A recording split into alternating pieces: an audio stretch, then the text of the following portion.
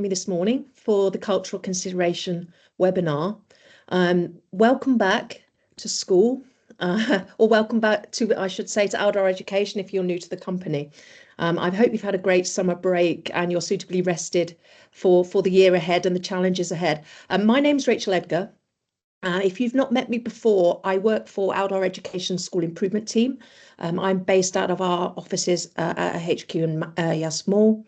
And my particular area of focus is curriculum and student achievement. I'm just entering my fourth academic year with Aldar, and I've been in the UAE for the past 13 years. I've worked for 3 schools here. I'm well aware there are a very large number of people on this call, and I'm catering for a range of different people. There are people who have lived in the UAE for a substantial amount of time, like myself, and therefore are very used to hearing this message and are very used to working with our local students, or even were born here. Also, we've got people on the call who may have stepped off the plane a week or so ago and are entirely new to country.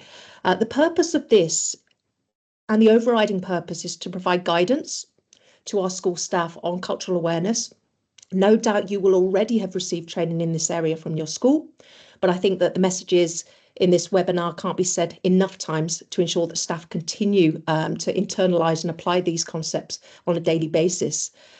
They define expected practices. There's been a number of documents, frameworks, legislations, policies that have been released in recent years that you need to be aware of, and you need to be aware of your role and responsibilities in that, and also to safeguard, so to assist you in making informed choices in relation to your teaching, but also in your wider life as a resident of the UAE. And as guests of this country, having an understanding of culture, what the UAE stands for, laws, principles, so that you can adapt. This session, as you may have noticed, is not going to be interactive on this occasion. We've got hundreds of people in this call, and obviously it could become a significant distraction if we're getting lots of questions and comments in the chat. So I've disabled that. I've also set your cameras and microphones to be off, and please keep them that way. And however, if you are left with any questions, and no doubt some of this content might pose some questions for yourself, do speak, I think, to your line manager in your first instance, speak to a member of your SLT, and of course, if they're not sure, they can reach out to myself or one of our team to support. So I'm going to get started. The areas that I'm going to talk through this morning are around 4 key areas. So I'm going to start by talking a little bit about the context of the UAE. And also cultural compliance. I mentioned a little while ago some key recent legislation in this area that has been released both at a federal level, but also from the Ministry of Education, from ADEC, the private school regulator. What that means for yourselves, what that means for the application of those cultural policies in schools for leaders and for teachers, the different roles and responsibilities. And then at the end of the presentation, I'll share some examples of resources that can support you with learning more about the culture and heritage of the UAE, particularly if you're new to country. The UAE, it's no doubt, and if you've been here for some time or knowledge of the region, has served as a terrific role model for community cohesion, respect and tolerance. There are over 200 nationalities living together in peaceful coexistence. There are not many places in the world at the moment that can make that claim. And maintaining that cohesion and the preservation of culture and identity is very important to the leadership here. It's one of the pillars actually of the UAE national agenda. The population has grown dramatically over the last few decades due to the influx of expats who of course have and been recognised to have made a significant contribution to the economy and the enrichment of Abu Dhabi. And in the 52 years that this country has existed for, the UAE has welcomed expats and has nurtured that diversity. This does, though, however, leave the issue of native Emiratis making up a small proportional percentage of the total population. So native Emiratis make up around 11 to 12% of the total population. And our schools Our schools within outdoor education, our schools across the UAE, therefore are currently represented by quite a high percentage of non-native, both students and staff. Now, of course, that has brought good things. It's infused the sector with an international richness, but simultaneously there is certainly a need to ensure that members of the school community are aware of culturally, nationally acceptable topics and practices within your school context. Coupled with that, the leadership of the UAE are also particularly keen to ensure that culture, traditions, values, the Arabic language are not lost, and they remain a very visible aspect of provision in our schools. There are some things I'm going to talk about at a wider level, some key things to be aware of in terms of etiquette and also cultural sensitivities and awareness, which I'm going to talk about in the next slide. And they're more about your kind of your wider life as well as a resident of the UAE. Emirati etiquette is referred to as sana, and that's the art of etiquette in dealing with other people. It includes rules, a code of conduct, if you like, that guide behaviours to be followed while attending gatherings, etterings, and there's etiquette around greeting people. So some of the key aspects of that, generosity and hospitality. Emirati people are known for being generous and extremely hospitable as a culture. They welcome guests with their Arabic coffee, the gatwa, providing food, making sure that guests feel welcome and that they're honoured.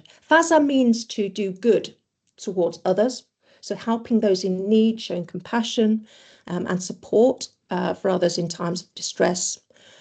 Virtue, chivalry, relates to generosity, pushing people to help others spontaneously, and also teaching respect towards women. Tolerance, respect, demonstrating respect for people of other cultures and backgrounds who they've welcomed into the country. There are some rules certainly around majlis. Majlis is a meeting place and where meetings take place and where it gives opportunities, traditional form of opportunities to speak to the leadership and to discuss concerns. And there are rules and behaviours that govern behaviour in the majlis. So, for example, the eldest and the highest ranking person would take position at the front, not turning your back on somebody as you sit down. And there are a number of other sort of conditions as to how to behave in that setting. Family, and lastly there, family, respect for elders is really important in Emirati culture. That's not just their immediate family, that includes their extended family, grandparents, cousins, etc. And showing obedience and respect for your parents, grandparents, visiting them regularly, providing for their needs. The next slide discusses some of the do's and don'ts, I suppose, of living in this country. And clearly, particularly if you're new, it's very critical that you have an understanding, because the country which you came from might be very different to this particular setting that you've just arrived in. So it's crucial to be cognizant of that. What may seem like an innocent gesture to somebody who's uninitiated could have far-ranging consequences in the UAE. So laws around privacy, laws around public decency may be a little bit more stringent from where you're used to. So to avoid any faux pas or worse, ending up on the wrong side of the law, I'm going to talk through some of the well-known and maybe less well-known infractions which should be avoided. So firstly then, public displays of affection. In the UAE, public displays of affection, hugging, kissing is considered disrespectful and offensive. And the UAE places quite a strong emphasis on modesty and maintaining public decency. So no PDAs should really be there on show. Greetings and hospitality. I've already mentioned that hospitality is a huge aspect of Emirati culture and ways in which people greet each other. So you'll be possibly familiar with the picture there with the kusmak, which is the Emirati kiss, which involves men touching their noses, which are a traditional greeting between men, and handshakes are also common. For greetings, though, between men and women, It's advisable to let women initiate that, and if the female does not offer a handshake, a respectful nod, hand over your heart, and a smile is a common alternative. So really let the female initiate what that greeting is going to look like. Appropriate dress. Your school team, I'm sure, have already been through with you what is appropriate to wear in terms of your school attire, but it's also mindful of your attire and what you're wearing outside of school too, because the UAE has a modest dress code in line with the Islamic religion. So for men, this means wearing clothes that cover the shoulders and knees. For women, your clothing should cover the shoulders, your upper arms, your knees. As an ex-principal of mine, she used to say that as a female, if you can see down it, through it, or up it, then it's not appropriate to wear. And I think if you're looking in the mirror and you're not sure, then the most cautious thing to do would be to not wear it, because if you're not sure, then it's possibly going to cause a problem. Be very careful of sheer fabrics, or fabrics that you didn't realise were sheer until you went out into the daylight, and avoiding figure hugging and tight clothes. Also being considerate, as I said, of appropriate dress when in public places, shopping malls, not wearing clothes or t-shirts that have offensive slogans on them or offensive pictures. Ramadan, as you probably well know, is a holy month of fasting for Muslims. It's observed with great reverence, obviously in the UAE. And during this period, it's best to refrain from eating, drinking, or smoking in public. And non-Muslims need to be very mindful of that. And it's also important as well, as it is a more conservative time, to dress conservatively and show extra respect for Islam, or Islamic customs, I should say, during Ramadan. Social media is a key one, I think, in terms of getting into trouble. The UAE has very strict laws around cybercrime. It has very strict laws around online behaviour. So regarding WhatsApp, for example, swearing, using indecent language, using even indecent emojis, posting inappropriate content on other social media platforms that can result in quite severe penalties. So making derogatory remarks, posting material which is explicit. You need to be mindful, very mindful of the content that you're sharing, content that you're liking, and making sure that you're in line with those cybercrime laws. The other thing to mention is privacy settings. It sounds really obvious that you would have your privacy settings on Facebook or Instagram as private, but in every school, I said at the beginning of this call that I've worked for 3 schools. In every school, we've had an issue where students have been able to access pictures of teachers that they wouldn't necessarily want shared amongst students. So it's really, really important. You need to consider your profile picture as well, because even in locked profiles, there's a very small thumbnail of that. And again, if you're not sure, it's probably therefore not appropriate. And if you're second guessing posting something, it's possibly, yeah, not, sorry, I'm getting slightly distracted by people sending me messages on Teams. Remembering as well that outside of work, that you represent your school as well. So thinking about what you're posting on social media and whether that then harms the reputation of your school or indeed Aldar. Indecent language and gestures. Swearing at somebody or using an offensive hand gesture is rude at the very least in any country, because it's an insult, or is meant as an insult. But there is a difference between being offensive and rude to somebody and then breaking the law. And in this case, swearing, using particularly the middle finger hand gesture, is considered to be offending the honour and the modesty of another person, and therefore is breaking the law. So if there are times, for example, when you may be driving along and somebody cuts you up, puts your life in danger, then of course, yeah, do everything you can to grip the steering wheel rather than letting people know what you may be internally thinking. Taking pictures. The UAE is very, very particular, as I mentioned, about privacy, taking pictures of other people without their permission is a serious offence, as well as taking pictures of people without their consent. So refrain from taking pictures as well of road traffic accidents. If you happen to be going past an accident, taking pictures of that accident or videoing pictures of that accident and then posting it on social media is an offence. Photographing certain government buildings, military sites is also prohibited. And at a school level, your school team will share that clearly it's highly inappropriate to have pictures of students on your phone or to upload any pictures. There are official channels for within your schools to be taking pictures of events and what gets posted, obviously, to social media from your school's Instagram.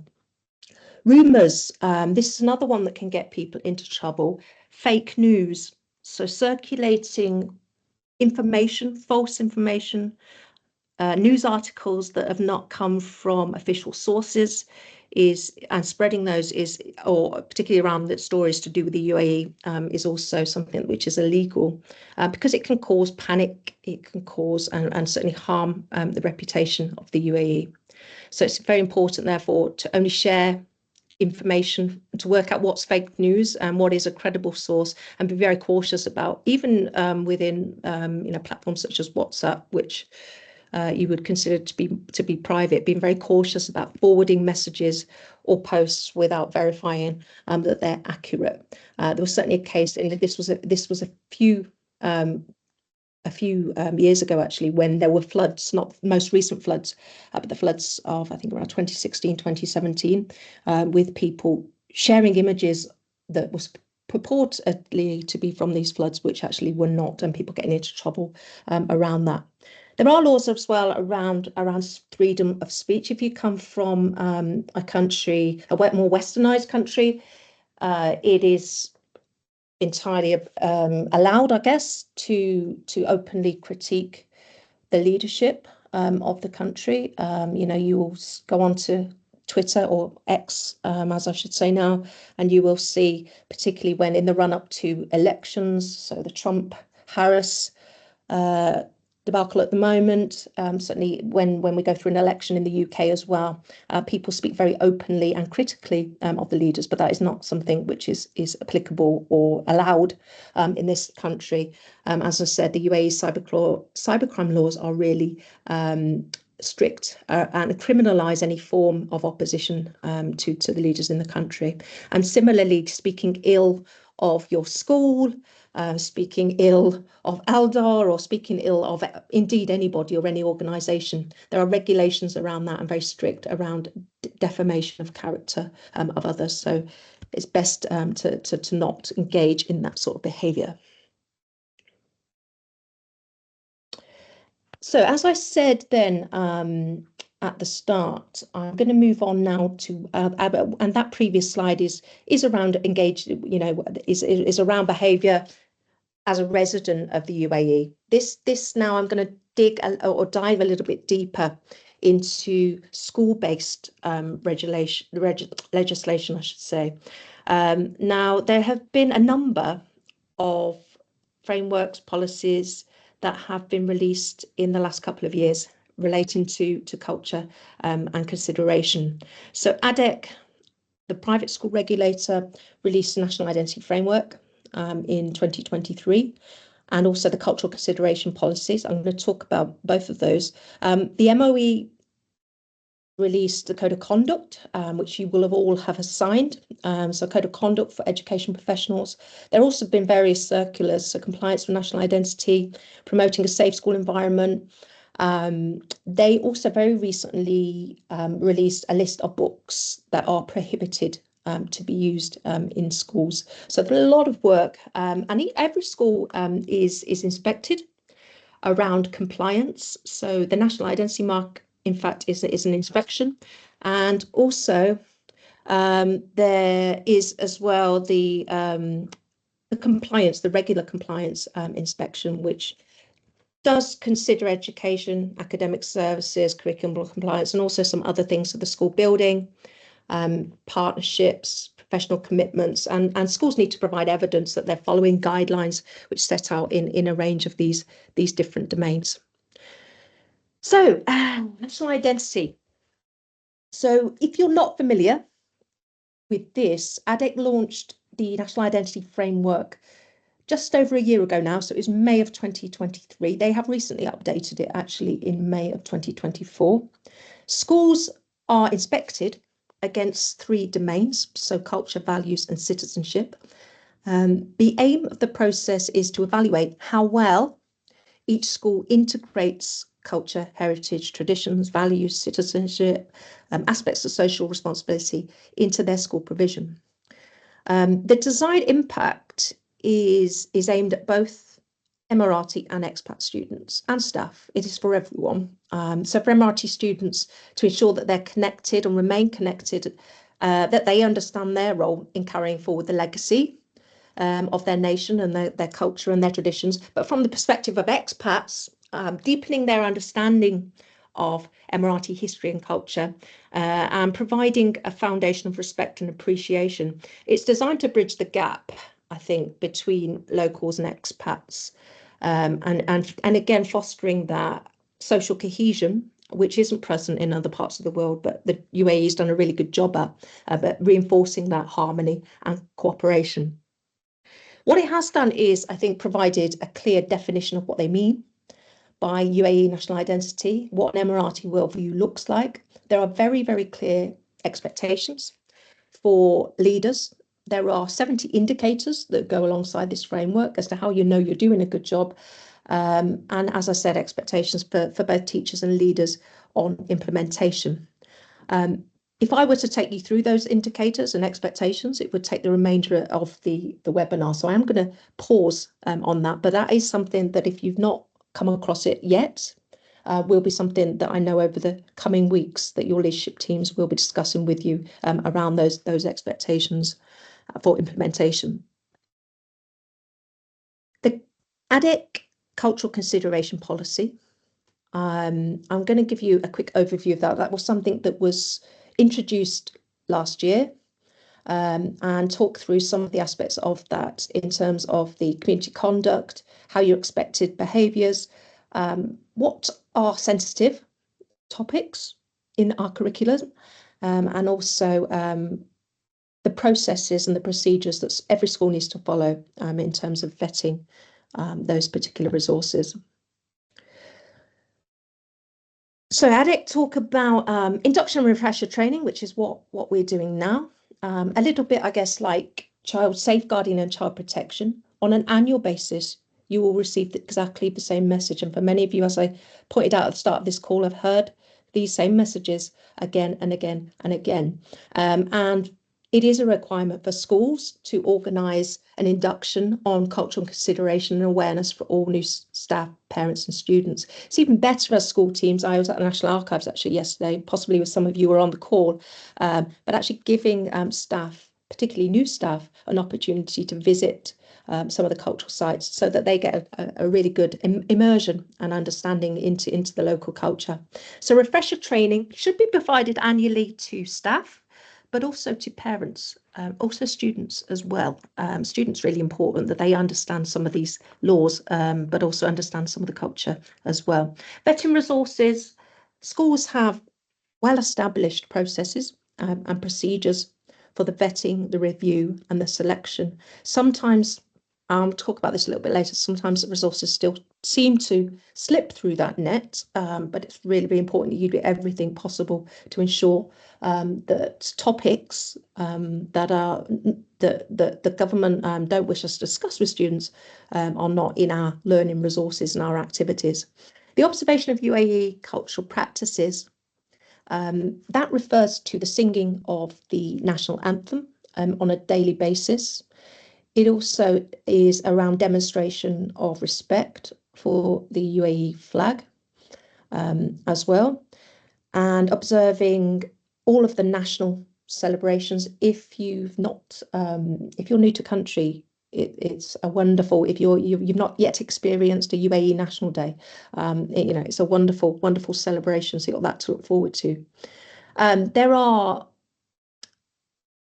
protocols, I should say, for flags, for portraits, where the positions of these pictures, where the flag is placed, ensuring that the flag, the only flag that's raised in the school is that of the UAE. So there's certain guidance and legislation around those things too. Schools should regularly monitor the official and unofficial school-related communications, newsletters, social media, parent communication groups where possible, to ensure that they're also compliant with this particular policy.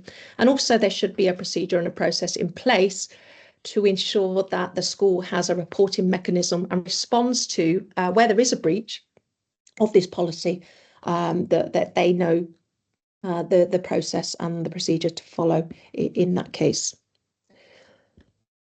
Conduct then, some of this I've touched on already, but respecting values, the customs, the traditions of the UAE, not to engage in promotion of stereotypes, of prejudices, of assumptions about the UAE and the region, not encourage behaviours which are culturally insensitive, so drugs, alcohol, smoking, violence, rioting, the promotion of alternative gender identities, homosexuality, indoctrination, extremism are all no-goes in terms of topics.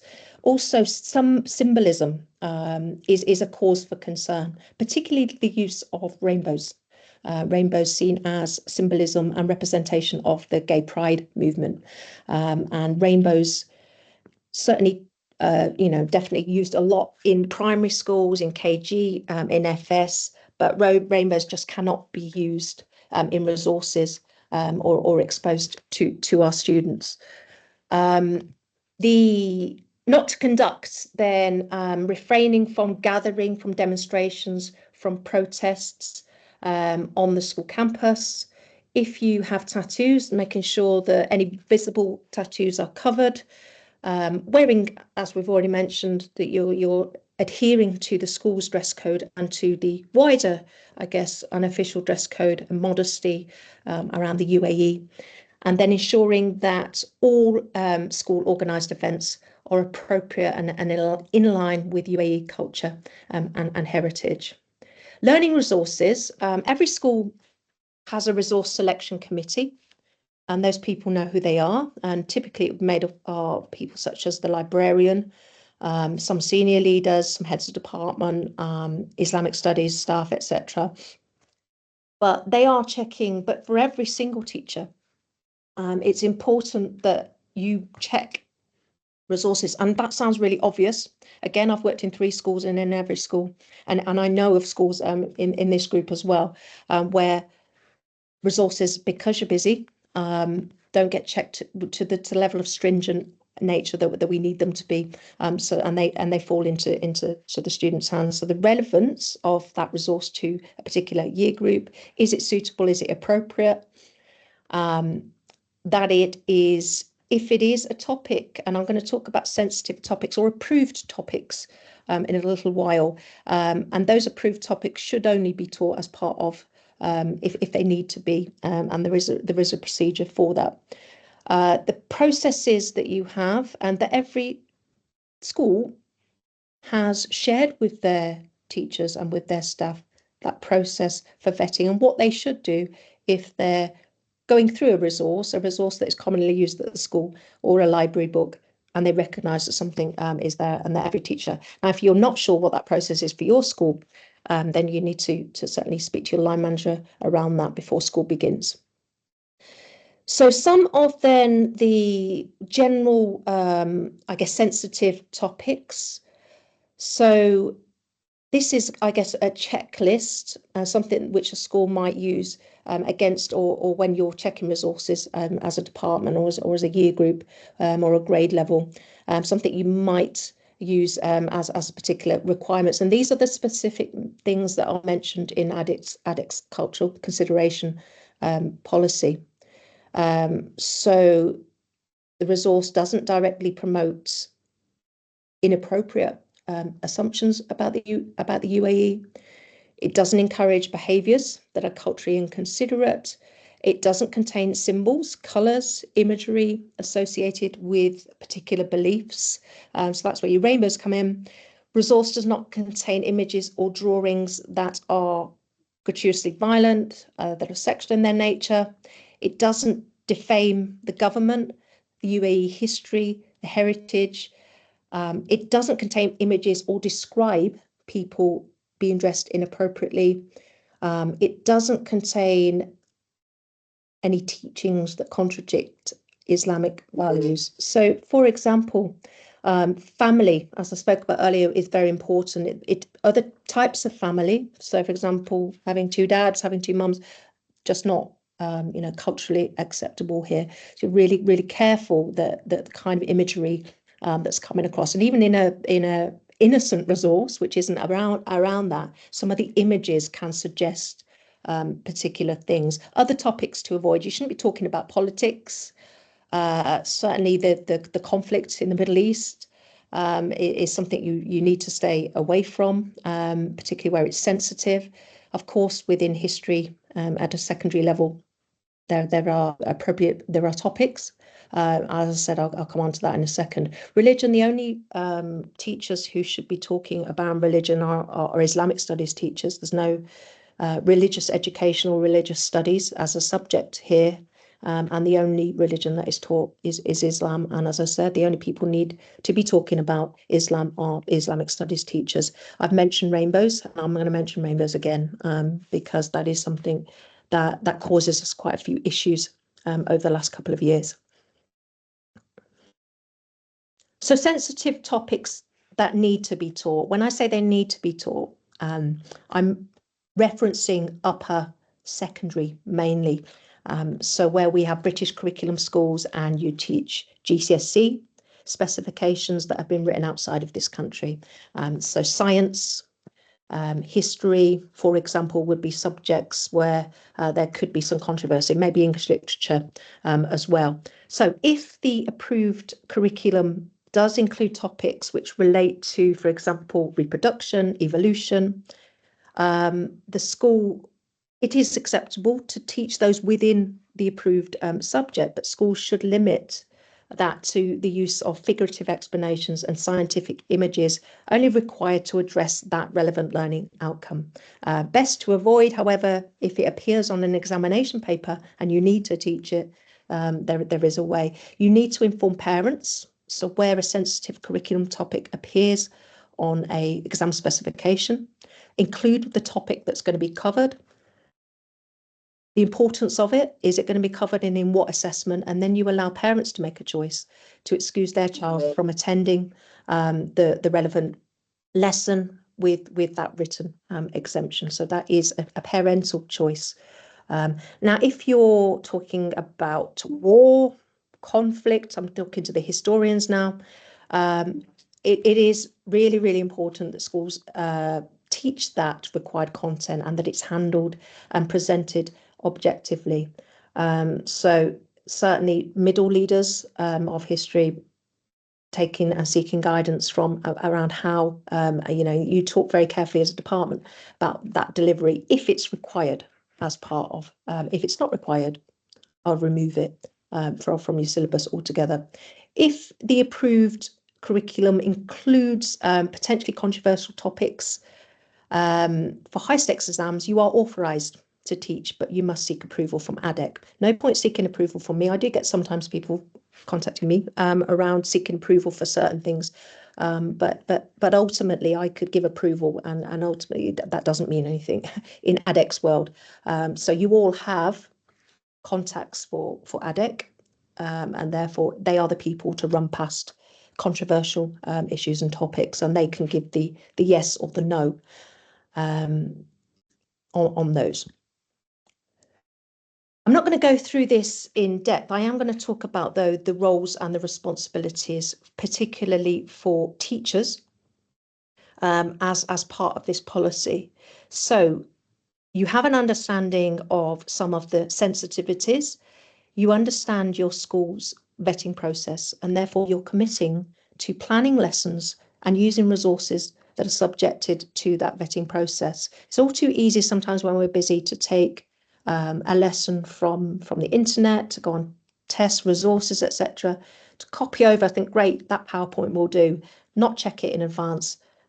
Even worse, putting up a YouTube video where you have all sorts of pop-up adverts. So your schools will have very strict guidance around doing those things. That don't become complacent, particularly as you at the forthcoming weeks and months where things get busy, and don't take shortcuts with this.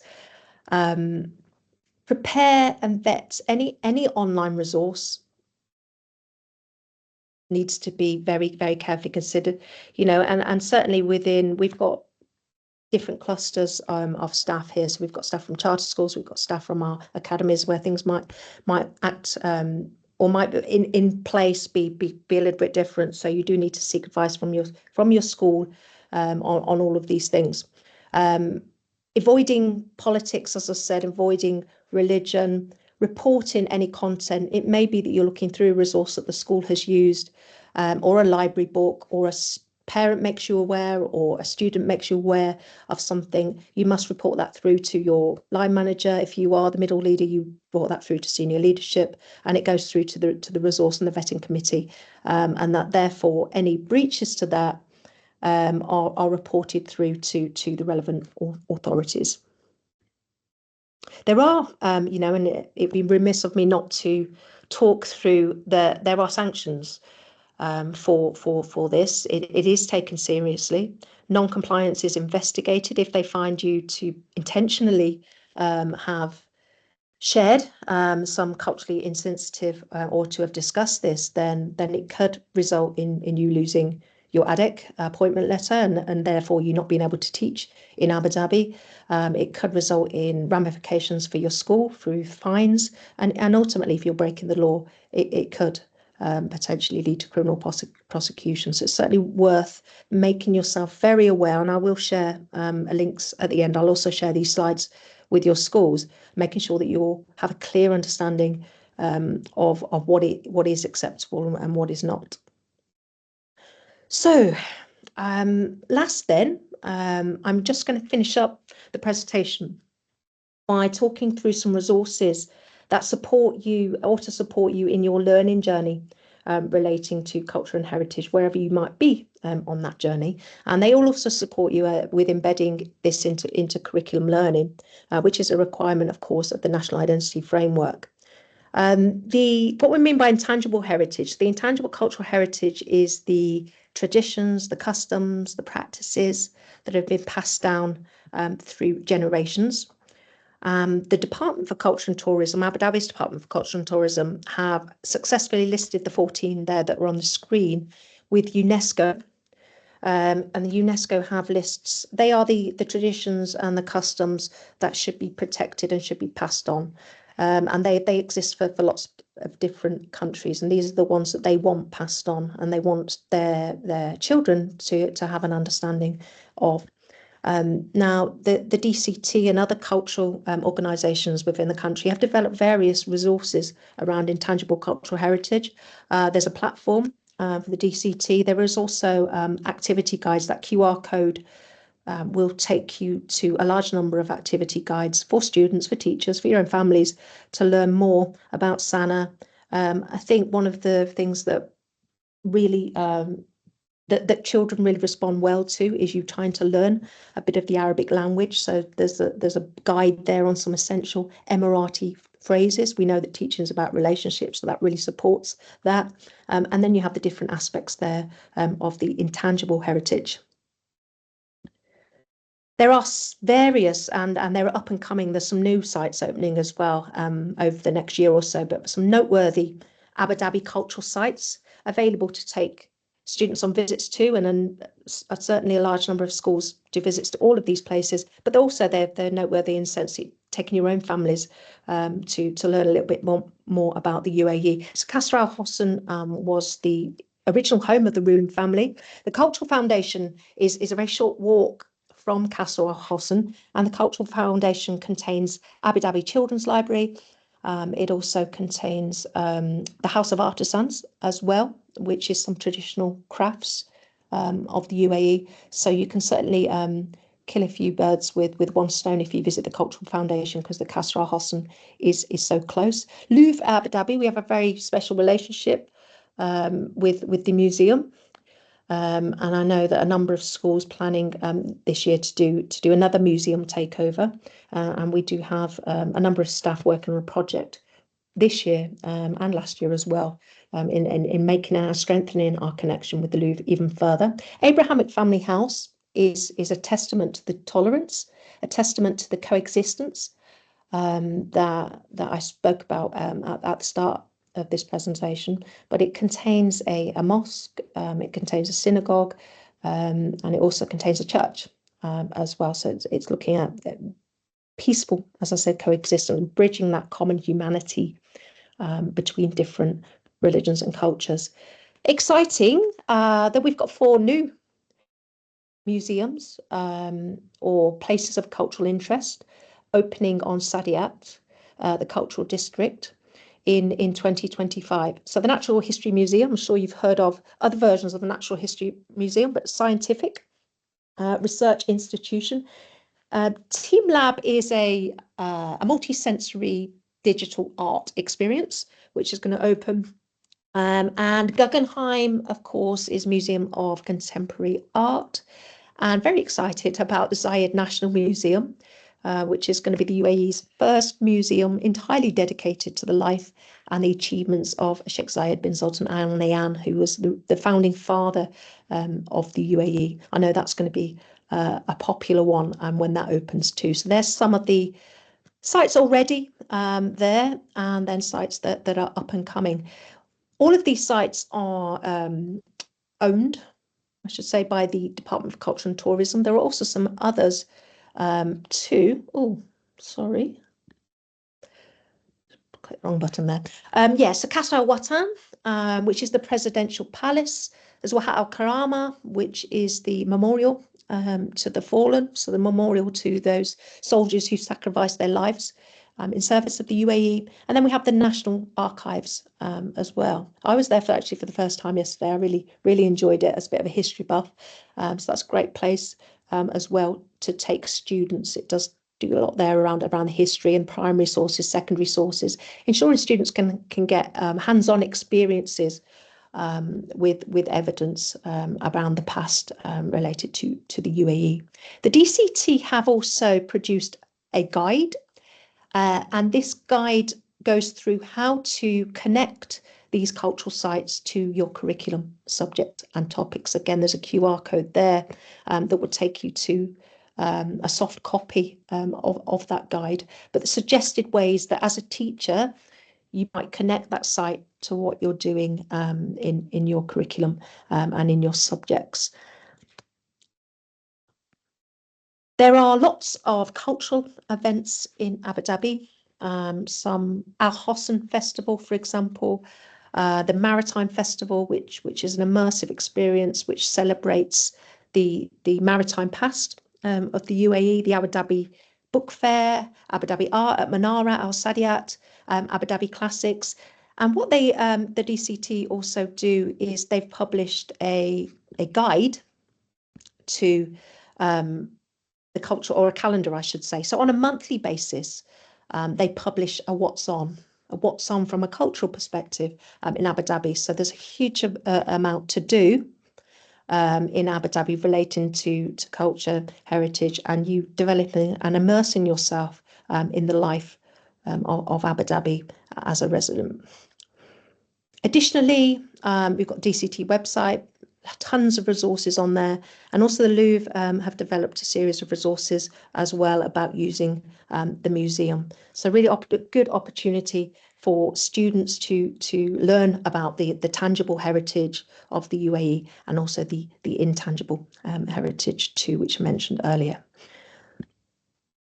I've gathered some of the key frameworks that I've discussed this morning and the legislation at this QR code. I will, as I said, send out the slides. If you just scan your phone over these things, it will take you to the relevant frameworks and the legislation, so you can familiarise yourself with those if you don't already have access to them.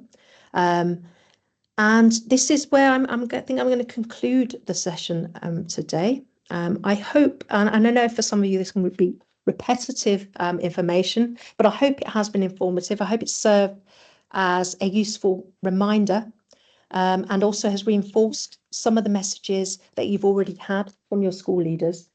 Embracing the UAE is a wonderful place to live. If you've just joined, I came for 2 years and have never left.